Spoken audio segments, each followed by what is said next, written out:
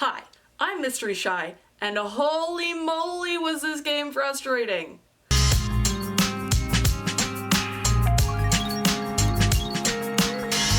I played the first Mirror's Edge game like ages ago, so I barely remember it anymore.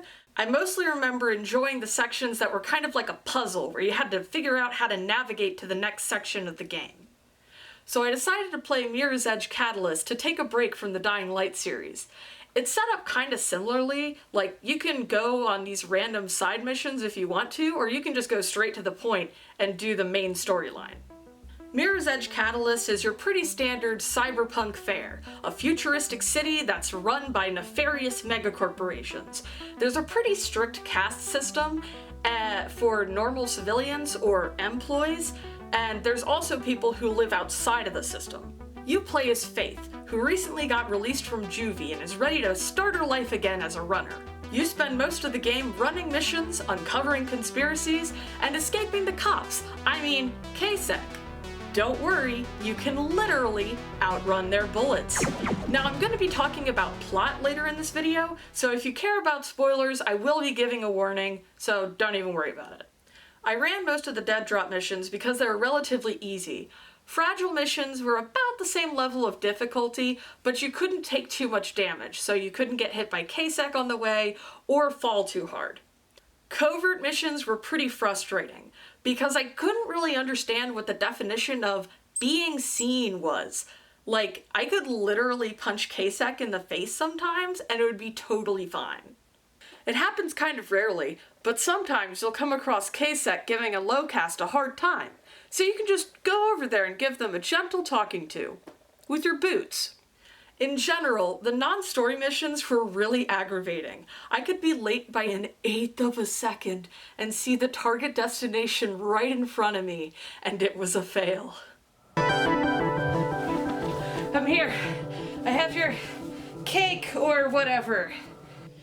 You're late by 1 second. What?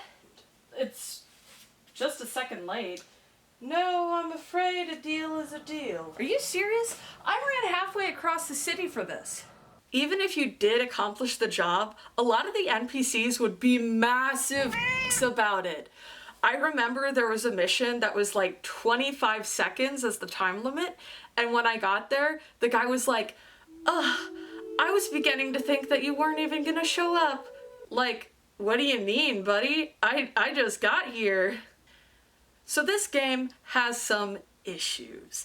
Getting from place to place is pretty fun, with parkour guided by your runner's vision, which either highlights items in red or shows a red dust trail. However, it's super easy to turn it off by accident and lose track of where it's going because it pulses. It's not like solid and on all the time.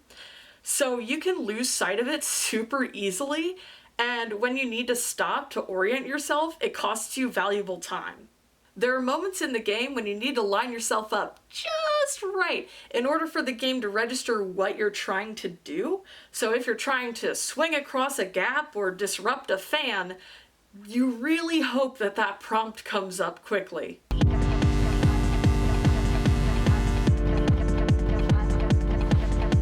The aesthetic of a recently renovated fast food restaurant trying to be trendy is everywhere in this game. I'm talking high ceilings, I'm talking neutral color palette, I'm talking an unreasonable amount of glass everywhere.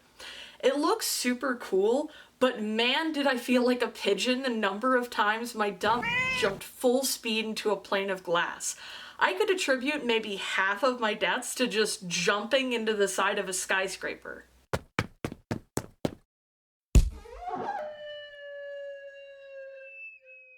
Lastly, fighting in this game is really clunky.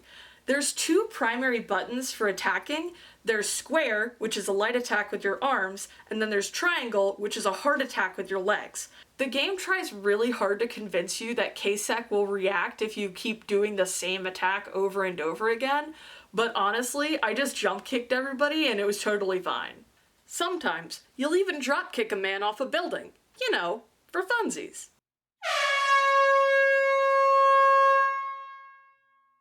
Alright, we're entering spoiler territory.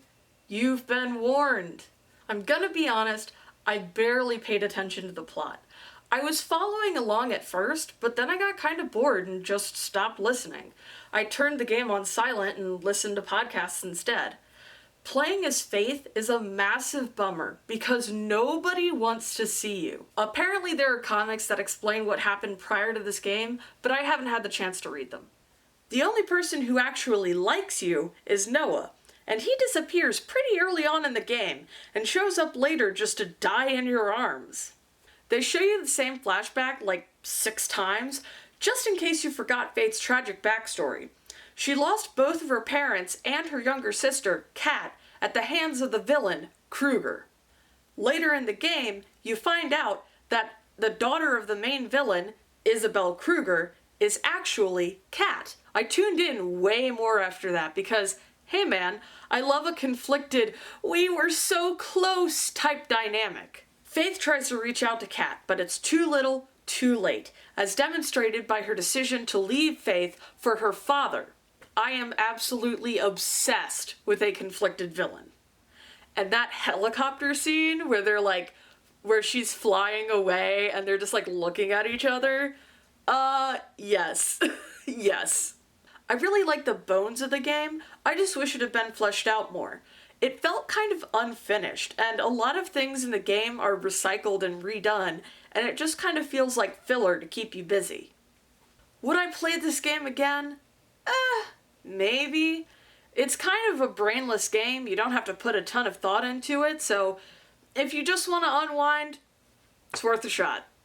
I don't know if there's going to be another game in the series, but if there is, I'd at least be willing to try it out. Anywho, that's all I have for today. Thanks for watching. Bye!